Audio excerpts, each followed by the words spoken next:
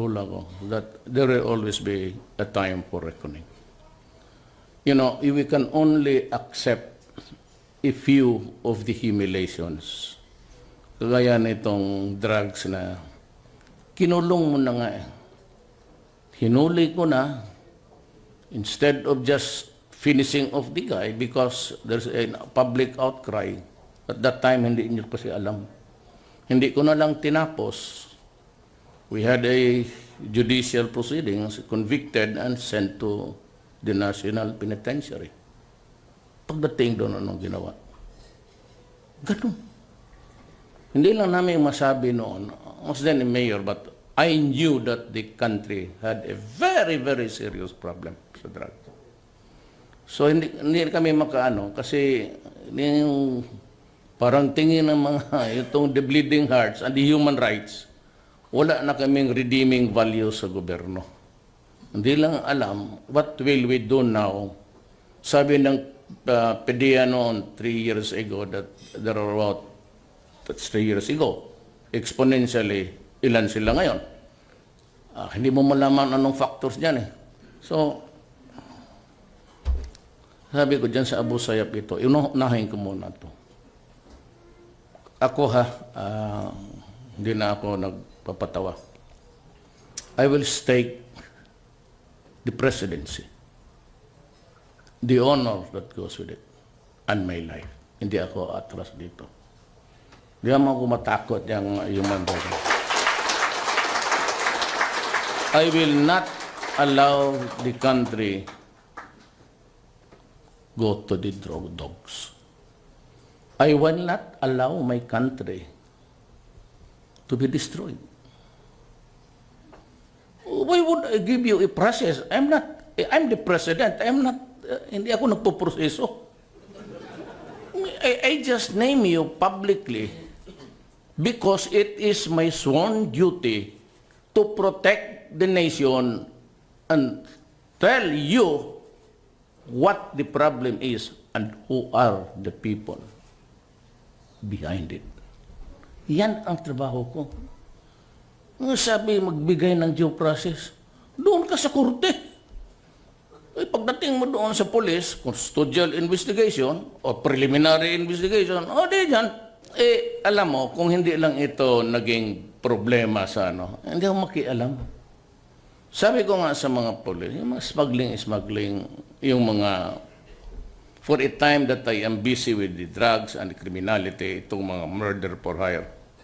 Ilan dito sa Maynila, at last count was 45 Chinese men kidnapped, giving the ransom, patayin na lang. Paano? Ganon? How can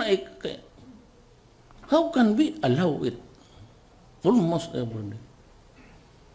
Hindi ako pwede niyan. Sabi ko, lahat ng pulis, sabi ko, do not lie to me. Kaya babarilin talaga.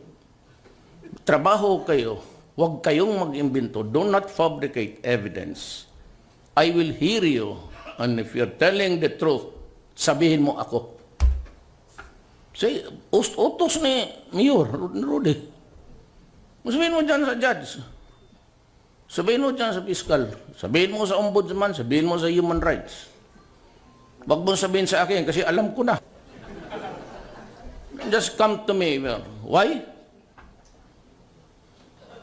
Meron akong nakita sa konstitusyon. Just itong panlaban ko. The right or the power of the president to pardon.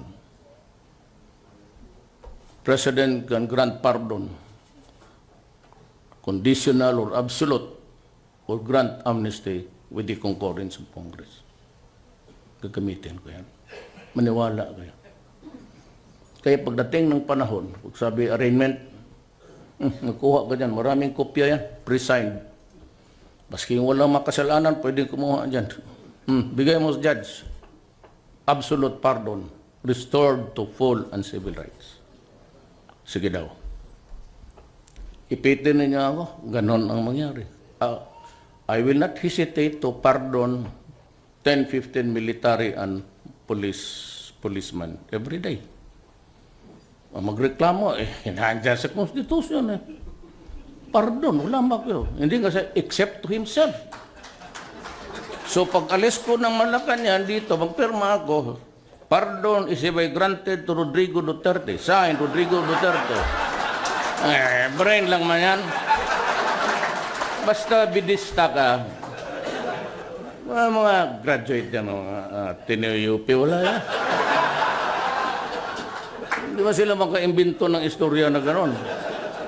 Ako hulihin mo, paglabas ko sa Malacanang, if God wills it that I'd still live, I'm old. Paglabas ko yung assistant ako, okay pa, no? Basahin mong revised penal code. Adre, hanggang 70 lang ako.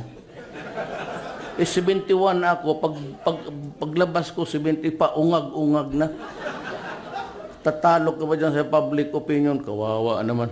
Sabi ko na hinto. Now, what to do about itong mga natinamaan? You know, the very long discussions, seminars about itong heroin pati cocaine is a better addiction. Kasi natural eh. It's a puppy. Comes from. Itong shabu, it's a deadly mix of chemicals. Ang tubig ang ginagamit niya, alam mo kung ano? Tubig ng baterya.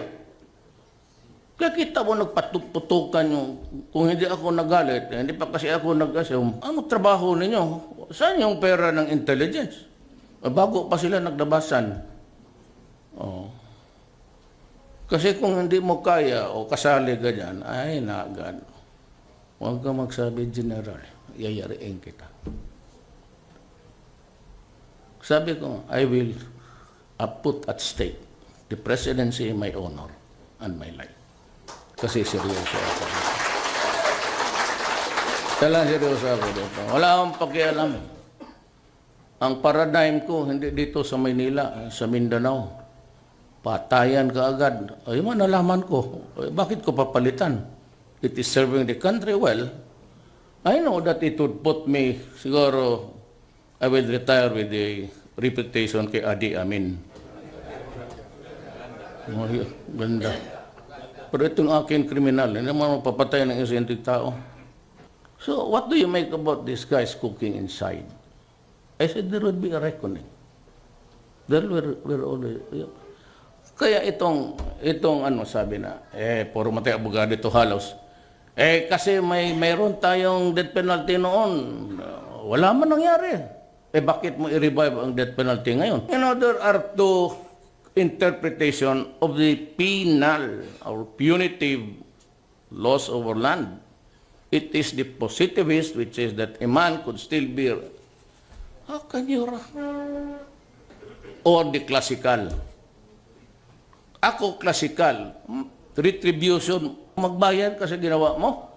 Ano ito, libre ito sa mundong ito? Bayad ka.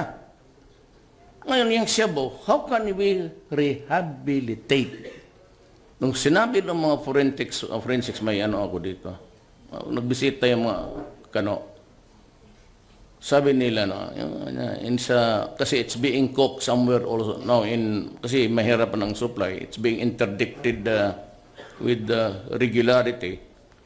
And they say that ang brain ng human being, constant use, more than a dozen times, it begins to shrink the brain of a person. So sabi nila, on the larger scale, rehab is no longer a viable option. So what will I do with it? Nasira na ngayon. Paano yung mga pamilya nila? Bleeding hearts, human rights. Anong gawin mo sa mga pamilya nila? Pobre. The world will not listen to you. Nabasok ako dito kasi nanay ko lang, ang tatay ko hood upper, ang lola ko. I cannot listen to stop and listen to your story. I have a country to protect.